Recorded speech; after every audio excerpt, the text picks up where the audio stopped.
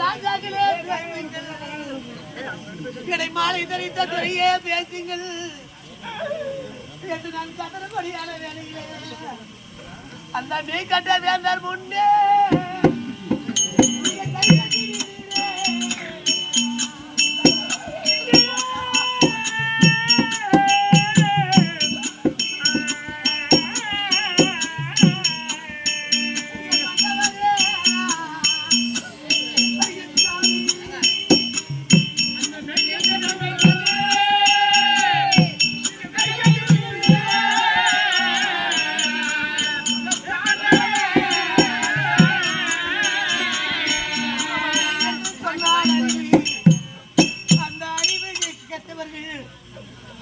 குணம் படைத்தவர்கள்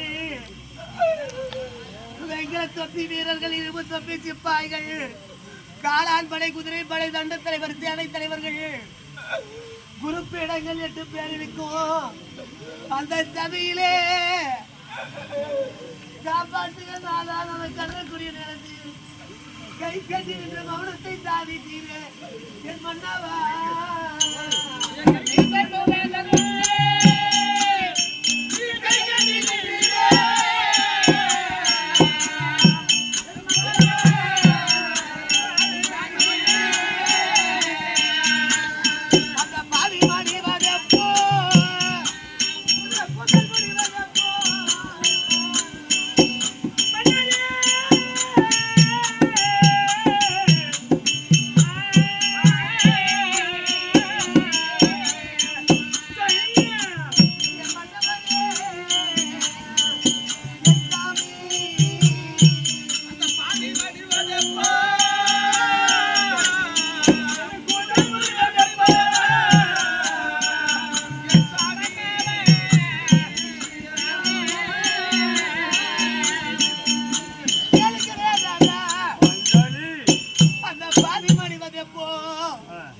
இந்த கூந்தலை முடிவது எப்போ?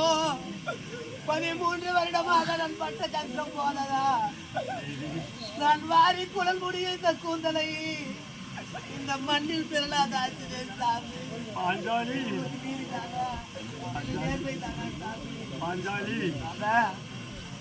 பள்ளம் இருந்தால் மேடு இருக்கும், மேடு இருந்தால் பள்ளம் இருக்கும். கசப்பென்றால் புளித்திருக்கும், புளிப்பென்றால் காரம், உப்பு, சுவை அத்தனை இருக்கும். ஒரு மனிதனுடைய வாழ்க்கை தான். மாநிலத்தில் விதிய வெல்ல மனிதர் யாரும் இல்லையே, மாநிலத்தில் விதிய வெல்ல மனிதர் யாரும் இல்லையே, மாநிலத்தில் விதிய வெல்ல மனிதர் யாரும் இல்லையே, மாநிலத்தில் விதிய வெல்ல மனிதர் யாரும் இல்லையே. அடி என்ன ரசம் என்ன யாருமே எதிரில்லையே, அடி என்ன அரசன் என்ன யாருமே எதிரில்லையே.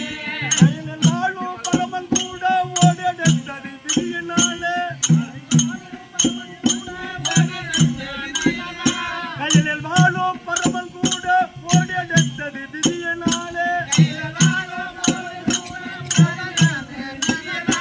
கண்ணியத்த மந்த விட்டு நலப்பிருந்தது விதியினாலே, கண்ணியத்த மந்த விட்டு நலப்பிருந்தது விதியினாலே.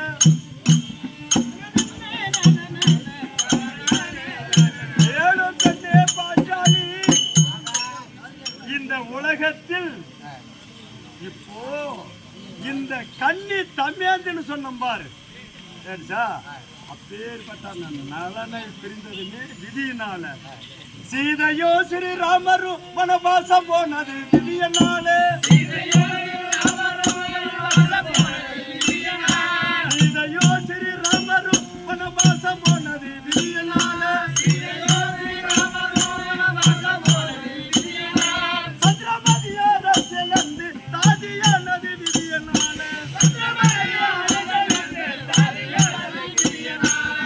சீதையோ ஸ்ரீராமரும் வனம் போனது தெரியுமா? அது இதனுடைய விழுத்து. தன்னைக்கு பிரம்மதேவன் நம்ம தலையில என்ன எழுதினாலும் அதுதான் நடக்கும்.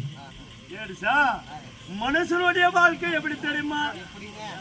இந்த இரவும் பகலும் போல வெங்க மாறி மாறி வருமே,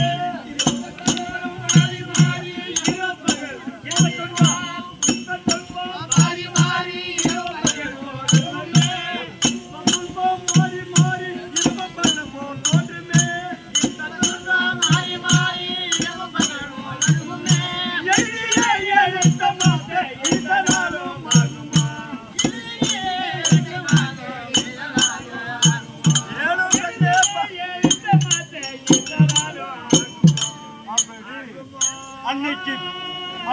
பிறக்கும் போது இவரே இப்படிதான் இருக்க வேண்டும், இவரே இப்படிதான் இருக்க வேண்டும். அன்னைக்கு பிரம்மதேவன் எழுதிய எழுத்து, இந்த எழுத்தை மாத்த ஈசனால கூட ஆகாது. அதனால ஆனது ஆச்சு. இப்போ 13 முடிஞ்சு போச்சு. அதனால நான் ஒரு வார்த்தை என்ன சொல் ஏனோ என இலைத்தி